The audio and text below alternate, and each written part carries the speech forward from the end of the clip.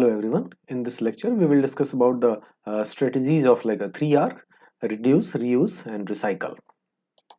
You may have seen this logo and most of the like products and packagings and items. So this actually represents the recyclability feature of that particular product or that package.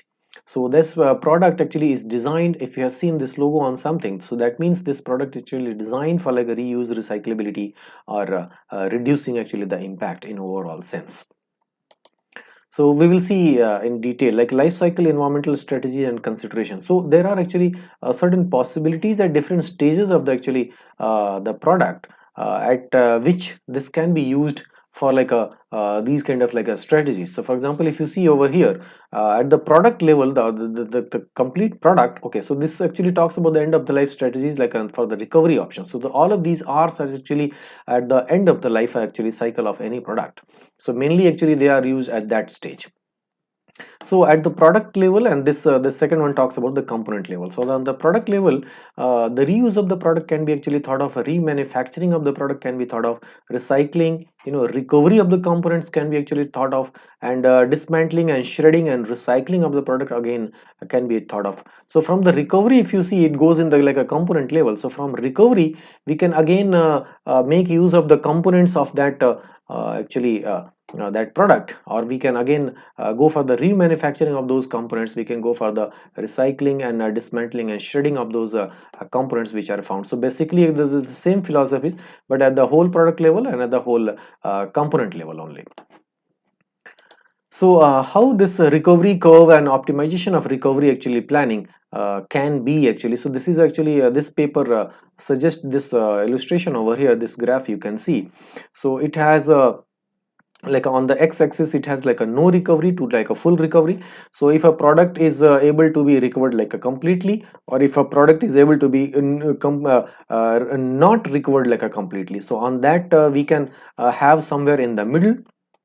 And on the y-axis there is this cost or the revenues actually. So the when we go for the actually recovery process, it takes certain amount of like energy and certain amount of like a money. So how that can be minimized, or the if it increases actually over the time. So this actually goes for the like if it increases, if the cost of the recycling or the recovery is very high, then it starts going very up.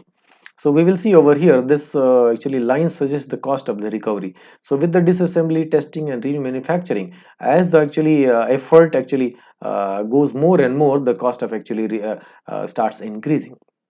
And this actually line talks about the revenue from the recovery. So we start getting a minimal like amount, from there it starts increasing, and at a time it reaches that to a kind of a stabilized actually recovery or the revenue which can actually take place from the recovery of that material.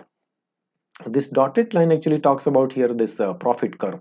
So up to a certain stage it can be like a profitable. This is the actually optimal recovery threshold of this particular chosen product for the recovery, and after that actually the profit actually starts going down. So from here I think up till this stage one can actually go for like a responsible and optimized actually recovery. After that the recovery can still be like a done if the product is like a hazardous or toxic to be just let loose in the like a ecosystem. Then even after like a it doesn't gives like a desirable like a profit, but it must be actually recovered and completely disposed for like a complete actually, or the minimal possible actually impact on the ecology. So there are some actually guidelines, there are some actually approaches, there are some strategies which talk about like a design for like a disassembly. So what is the like a disassembly? Like a dismantling the we discussed in the like a previous lecture, we will discuss here it in the detail. So at the different like design levels, for example like a frame design, part design, or joint design, okay, we can go for like a separate guidelines or strategies, okay, which suits actually the need at that particular actually time. So for example, like a separability of toxic or harmful parts and materials, the one we just spoke in the previous slide. Okay, separability of like a high value parts and materials, subdivision into easily separable subunits, modularity of architecture, simplification of the hierarchy of connections between parts, pre-arrangement of accessible and recognizable pathways for like a disassembly operations.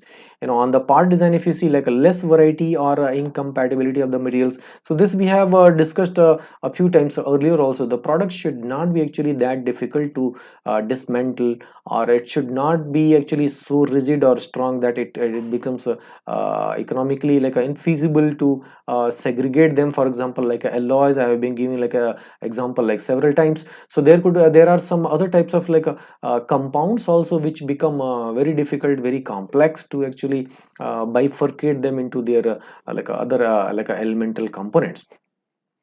And yeah, so presence of flat surfaces and standardized handholds, arrangement of like a handholds near the center of gravity, provisions of lines or areas of preferential like a breakage, provisions of like a cutting or a fracture path along the interfaces of the incompatible materials, highlighting breakage points to facilitate identifying and reaching them. So these are the actually strategies or the approaches which we can adopt for like a part design, for example in the geometries and materials.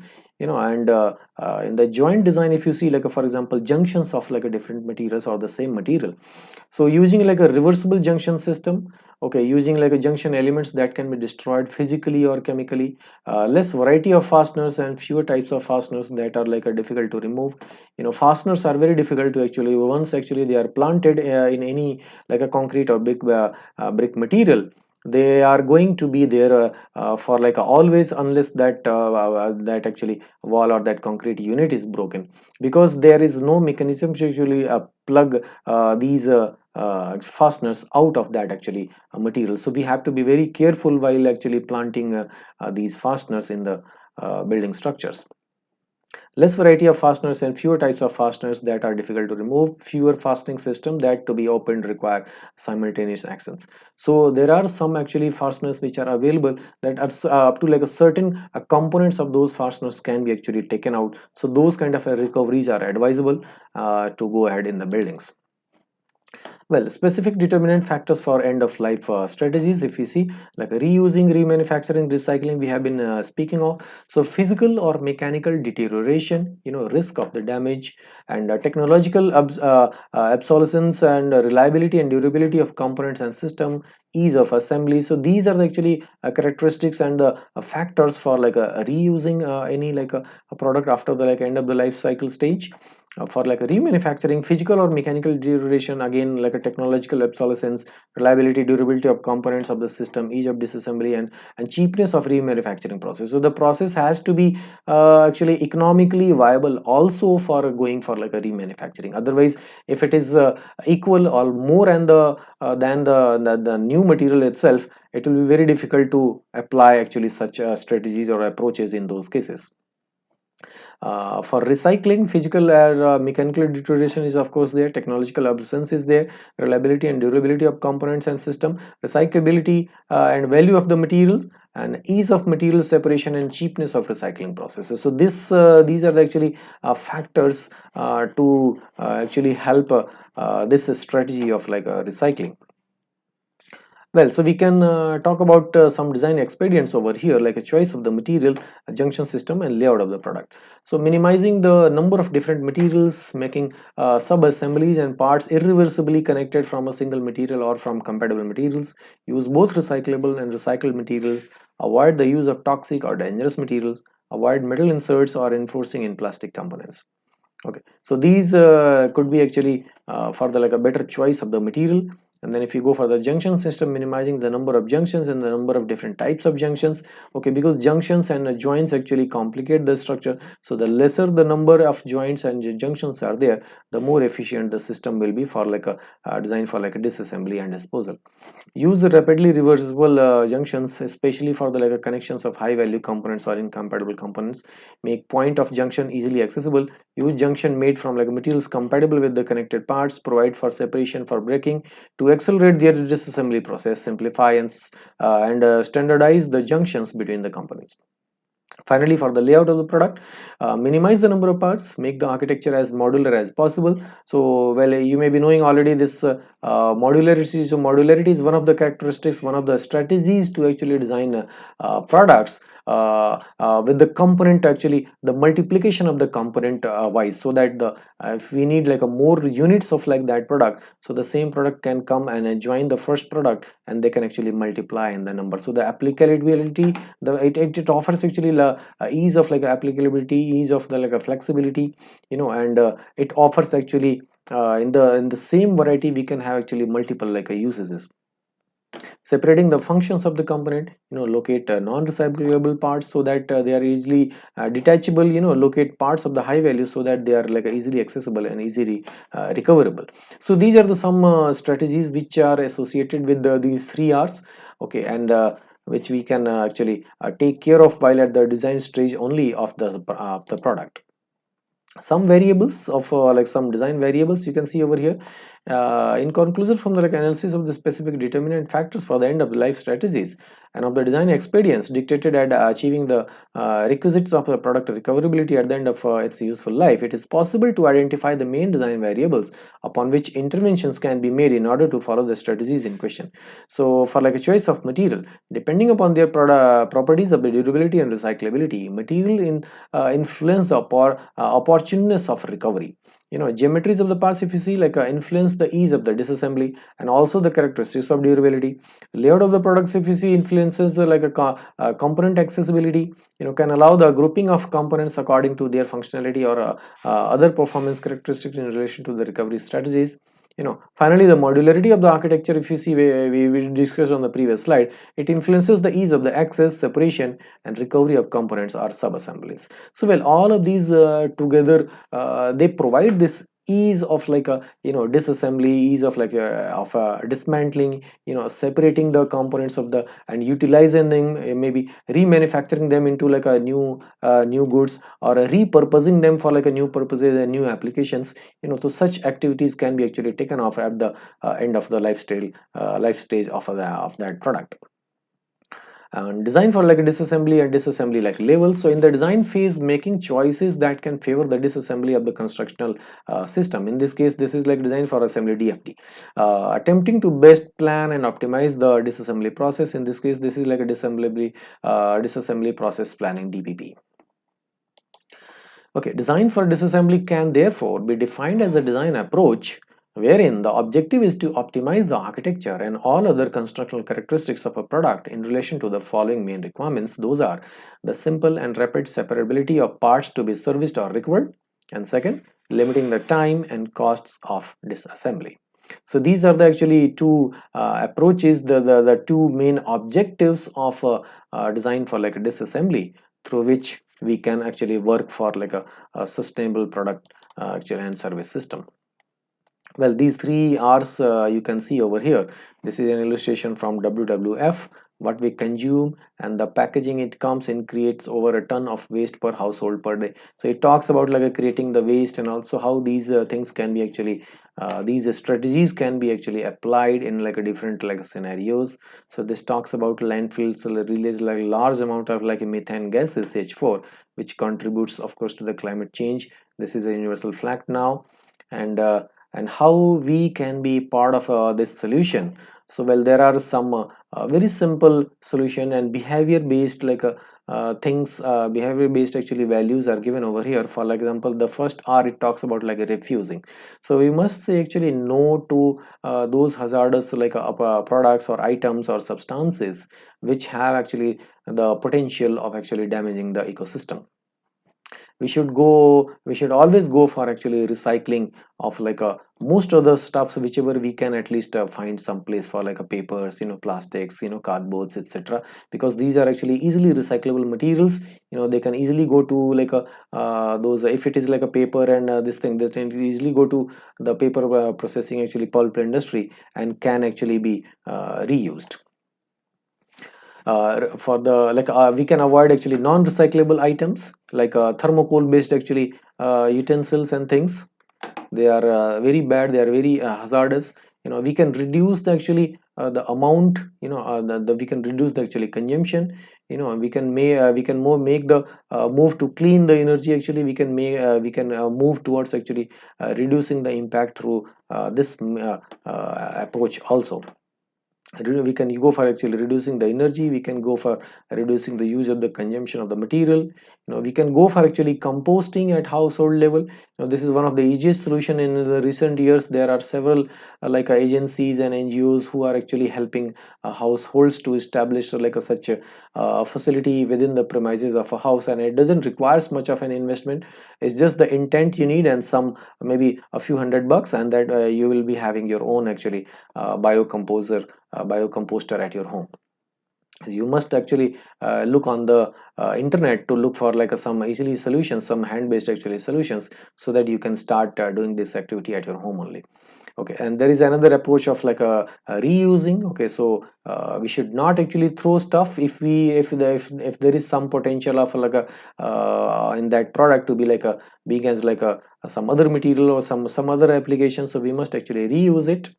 Okay, or maybe we can upcycle it, and at worst at least we can downcycle it. We must choose actually responsible materials which are rated. We can always go for reusing such stuff, so we can always go for a refill packs of several products. Okay, we should not buy the main product, with the boxes and other packaging materials every time. We can always go for refilling, so in turn we can save a lot on the packaging part. Okay, on the food waste, if you see how the food waste can be actually taken care of, so there are several systems already in place, in different places. You may have seen in your institutions and schools and colleges how the food waste from dining halls actually they are actually being disposed. So well, planning can be done in the first place beforehand to create this mechanism and this system in place. We can do it at home also at smaller scale. Okay, we can go for keeping it for safer for sometimes, so that it can be if there is a possibility of reusing it, okay, by somebody or the family itself, and then we can go for a composting at the household level. And if not, at least we can give it to some NGOs and some agencies who actually distribute it to the needy. For regarding a sustainable shopping, if you see over here, so in this one, this talks about the choices we make at the checkout can have a considerable impact on our sustainable future. Showing retailers and manufacturers that we want sustainable options will create more demand for them. So we must actually have responsibility whenever we are in the a commercial establishments, and we must actually put up this straightforward demand for actually using responsible materials and sustainable actually packaging and other stuff. So in turn, actually this kind of demand will put a pressure on the actually the shopkeepers and the suppliers, and in turn they will be actually looking for such solutions to providing actually such solutions.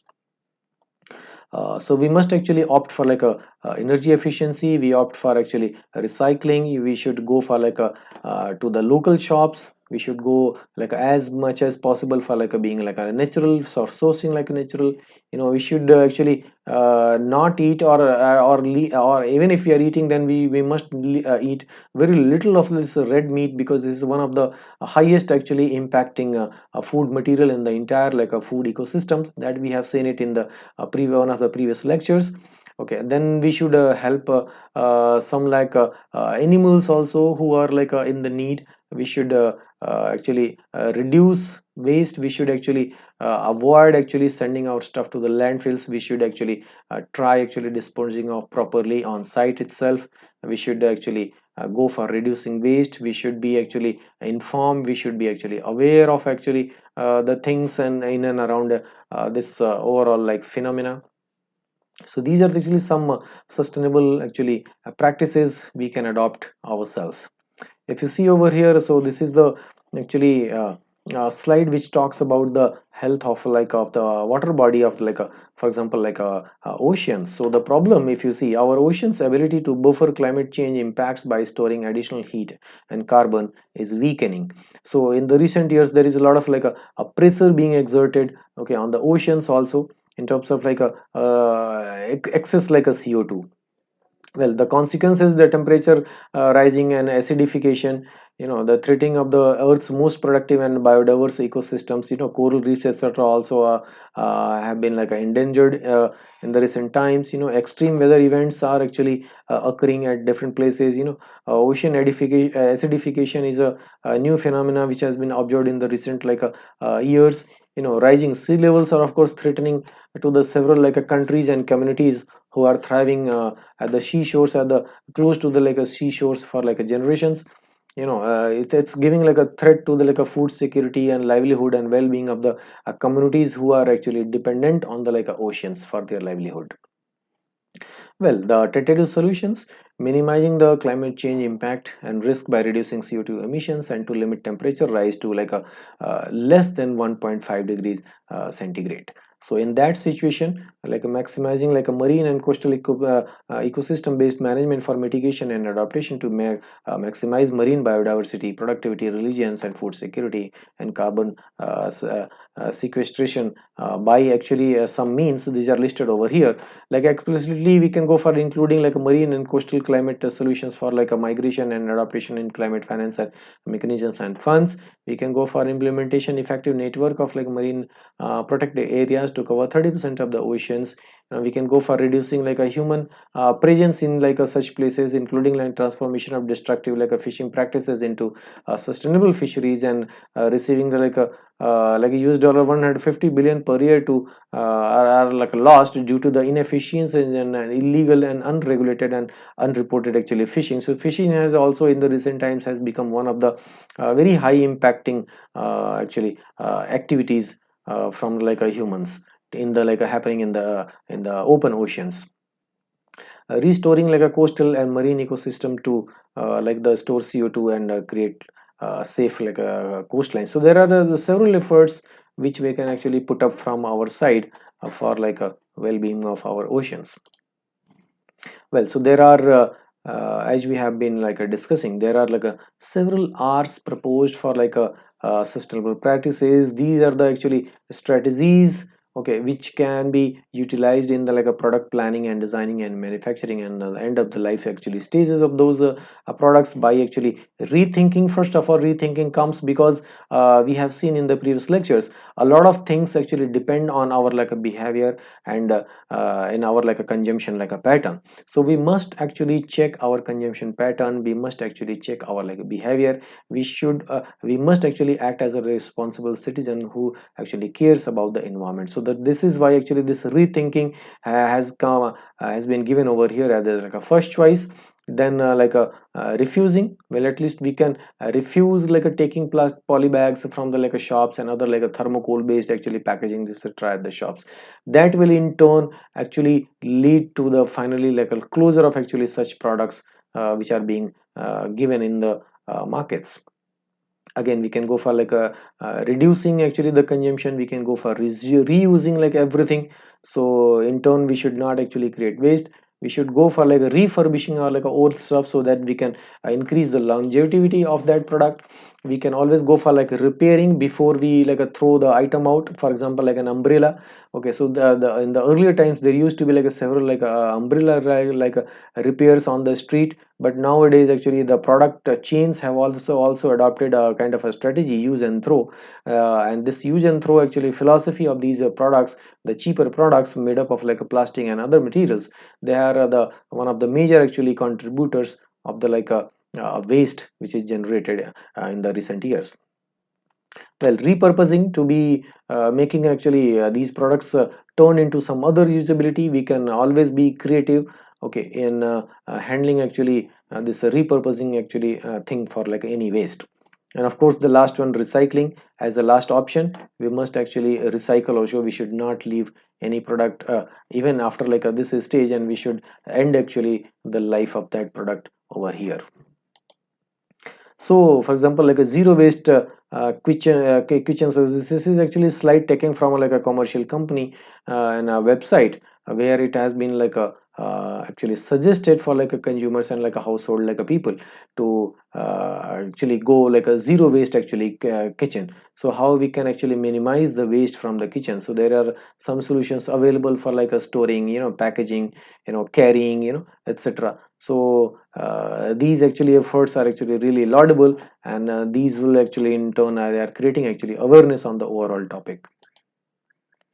Well, there could be like several other approaches also to refurbish, to repurpose and recycle and reuse actually stuff. So there are this is actually listed over here, some ideas actually for creating gifts out of the waste material, out of the like a discarded or the end of the life stage actually products. So there are actually similar such efforts given by like several agencies, and these are being actually made available for like a public awareness and information through like a social media platforms. So we can also utilize the potential of social media for actually spreading this awareness.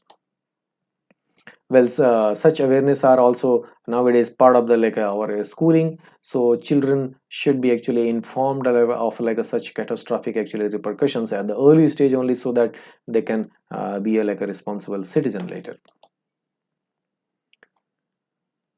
Well, you may have seen like such color coded trash boxes.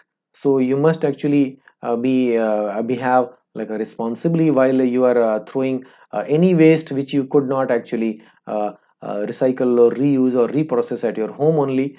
Okay, so you should always actually keep the particular types, a particular actually class of these goods and waste material in the particular actually color coded these waste bins. Finally, our like habits, our like choices, they are the most important actually factors. Any product or any like a approach will not actually fulfill, will not actually produce like a such results which our the change in the habits can do that. So we must actually mend our ways, and we must actually realize the need for that. Okay, and we should actually adopt this strategy, well, which is given by this actually researcher over here, which talks about using whatever we have. Okay, at least not simply going to the market and buying stuff. Okay, at least if we can try borrowing it from like someone in the neighborhood if they have it. Okay, or maybe we can swap it against like some article what we have, okay, what we possess. We can go for like a thrifting, we can go for even making. Finally, if it cannot be actually did below all these many like efforts, then only I think we should buy like a new stuff. So we have to be the purpose of actually this last slide is to make us aware of the need and the change what we as like a people can bring by mending our like a changes, by bringing actually change in our like behaviors in like buying stuff. So with this, I would like to end this lecture over here. Thank you, everyone.